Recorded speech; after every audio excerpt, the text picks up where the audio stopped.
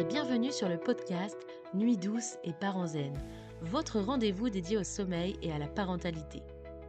Je suis Josépha Depay, somnopédagogue spécialisée de l'enfant et j'accompagne chaque jour les familles pour les aider à relever les défis liés au sommeil des petits.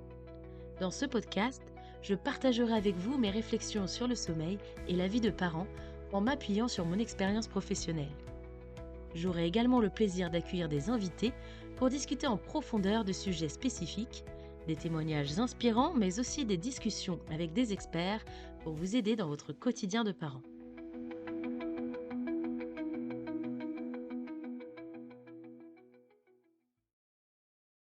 Vous êtes jeune parent et vous entendez tout et son contraire sur le sommeil de l'enfant.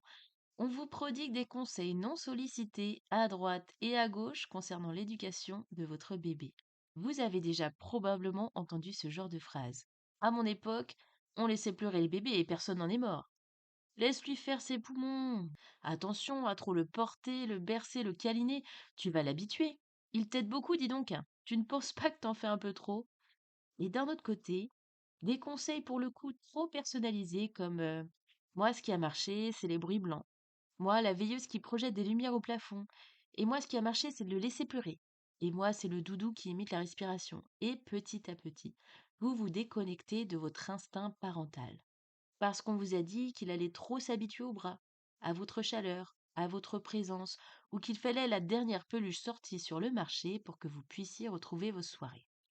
Et un soir, vous vous retrouvez avec une machine à bruit blanc, une veilleuse en mode disco boule à facettes, bébé qui hurle, et vous vous sentez encore plus perdu que la veille.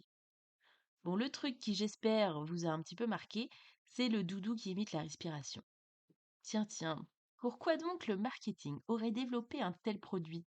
Bon, parce qu'il répond à une demande, le parent qui tente des choses pour apaiser son bébé, et un bébé qui a besoin d'entendre et de sentir la respiration de ses parents.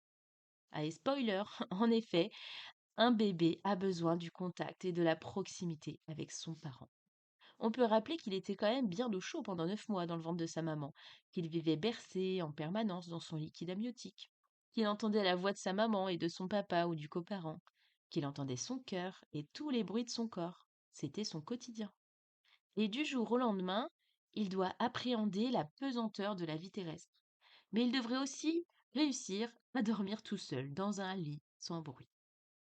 Alors il y aura toujours des exemples de bébés qui appréhendent très bien leur début de la vie sur Terre et qui réussissent à s'endormir tout seuls dans leur lit, sans bercement, et qui feront leur nuit directement, oui. Oui, oui, ça existe, car tous les humains sont différents et les petits humains n'échappent donc pas à la règle.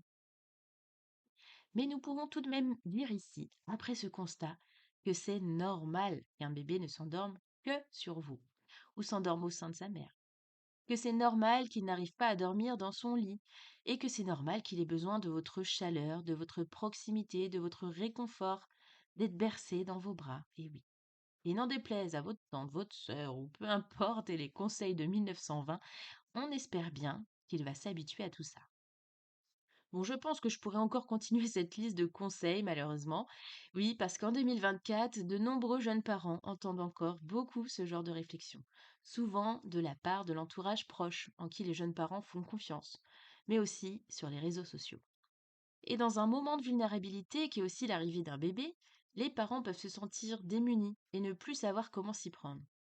Alors voici un double spoiler, c'est cadeau. Oui, retrouver vos soirées prendra peut-être quelques semaines, quelques mois pour certains, et oui, c'est normal qu'un bébé se réveille la nuit.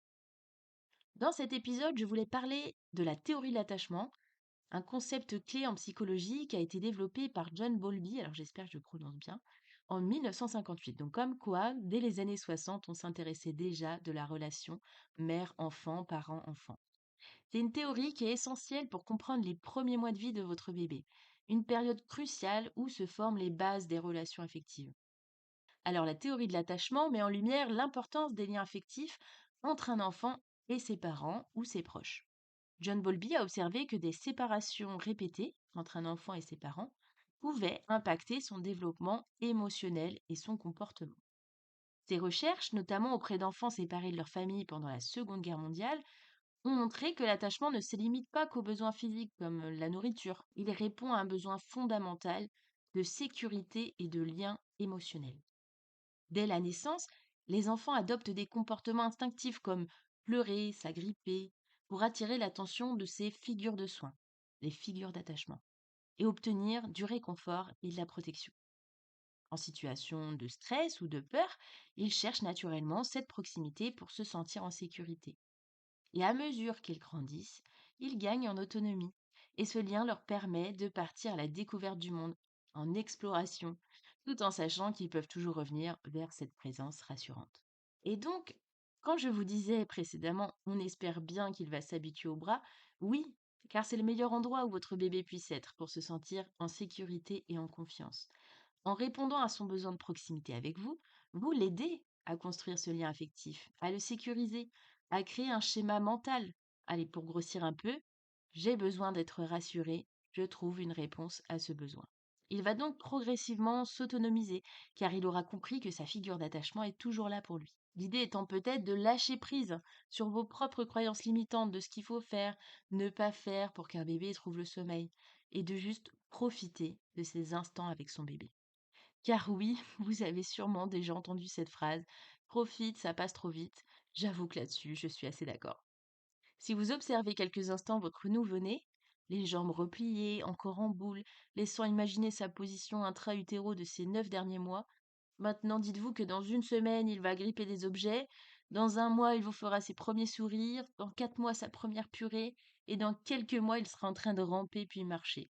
Bref, la première année, elle est juste dingue en termes de développement. Le sommeil n'échappe donc pas non plus à cette règle de développement avec une maturation et un allongement des cycles du sommeil.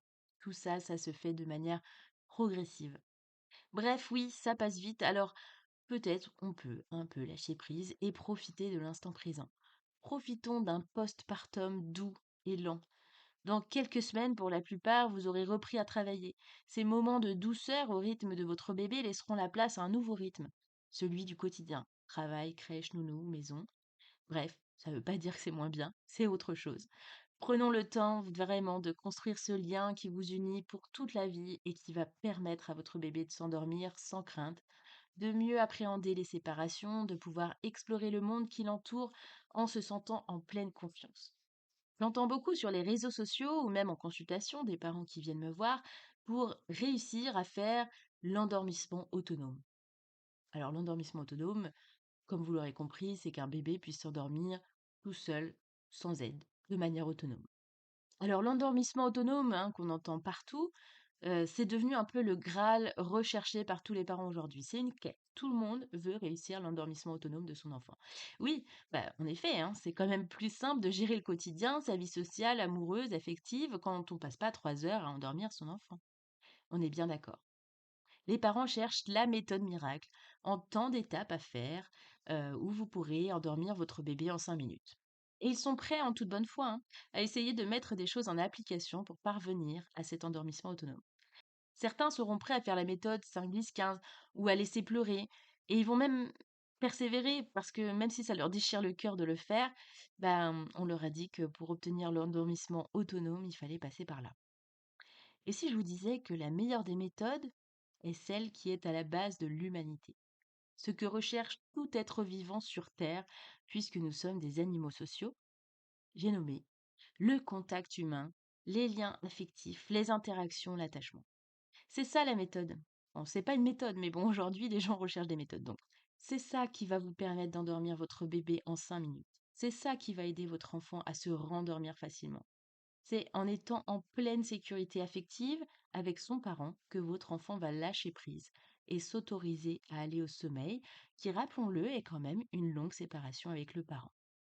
Alors je n'aurai qu'un conseil aux futurs et jeunes parents: peaufinez ce lien, bichonnez-le, passez du temps lové avec votre bébé. Autorisez-vous à profiter de cette période et à vivre ce moment comme vous l'entendez, au rythme de votre bébé. Aujourd'hui, nous vivons dans une société de l'immédiateté. En 2 clics, on peut recevoir en moins de 24 heures l'ustensile de cuisine qui nous manquait. En 2 heures, on peut se faire livrer nos courses chez nous. Les informations circulent vite aussi, plus vite qu'autrefois, grâce aux réseaux sociaux. Et je critique pas du tout ça, hein. Je suis la première à consommer toutes ces informations à chaud, à utiliser les services aussi, en effet, hein, c'est bien pratique. Je dis juste que ça nous habitue aussi à obtenir tout de suite ce qu'on veut. que la patience, l'attente n'existe plus, car le marketing l'a bien compris et nous permet d'obtenir tout ce qu'on désire en un temps record. Mais il y a des choses qui ne s'achètent pas et surtout qui ne s'obtiennent pas en moins de 24 heures. C'est le lien avec votre bébé qui doit se construire dans le temps. Il commence déjà intra-utéro puisqu'il y a déjà des interactions mère, père, coparents, enfants. Et il continue de se construire à la naissance, les premières semaines et aussi, bien sûr, le reste de la vie. Et puisque la particularité de l'être humain, c'est qu'on est tous uniques et différents, chaque bébé va à son rythme. Certains marcheront à 11 mois, d'autres à 18 mois. Certains seront propres à 2 ans, d'autres à 3 ou 4 ans. Certains refuseront les petits pots jusqu'à 8 mois, quand d'autres apprécieront dès 4 mois la diversification. Certains bébés parleront très bien à 18 mois, et pour d'autres, il faudra attendre la fin de la petite section. Enfin, certains feront leur nuit à 5 mois, et d'autres à 15 mois. Une fois qu'on a pris conscience de ça, on sait que tout vient à point, que le développement et la maturité cérébrale et affective humaine prend du temps. Le temps dont votre enfant, qui est unique, a besoin. Le plus important est de le guider dans toutes ses étapes de vie, de l'accompagner à se sentir en sécurité. Ça passe par beaucoup d'amour et de patience, des routines rassurantes, un rythme en journée, etc. Bref, les premières semaines et premiers mois sont quand même très fatigants. Entre se remettre de l'accouchement, les nuits hachurées, bébé qui ne dort que sur nous, la mise en place de l'allaitement pour certaines, ça peut être vraiment difficile et c'est bien normal. Si vous vous sentez perdu, épuisé, demandez de l'aide, demandez du relais. Pour la partie sommeil, je propose des accompagnements sur mesure, respectueux du développement de votre enfant. Et petite nouveauté, je propose désormais des cours de préparation à la naissance pour mieux connaître le sommeil de l'enfant et vous permettre de mettre en place les premières semaines des routines sécurisantes et apaisantes pour votre bébé et l'aider à s'endormir sereinement. Vous retrouverez toutes ces informations ainsi que ce podcast sous forme d'articles sur mon site internet josephadepay.fr. J'espère que cet épisode vous a plu. Si c'est le cas, pensez à laisser 5 étoiles et un petit commentaire. Cela contribue grandement à faire connaître le podcast. N'hésitez pas non plus à le partager avec un parent ou futur parent à qui il pourrait être utile. Je serai ravie d'échanger avec vous sur les différentes plateformes. À très bientôt et surtout, rappelez-vous que demander de l'aide est une force. Être accompagné peut tout changer.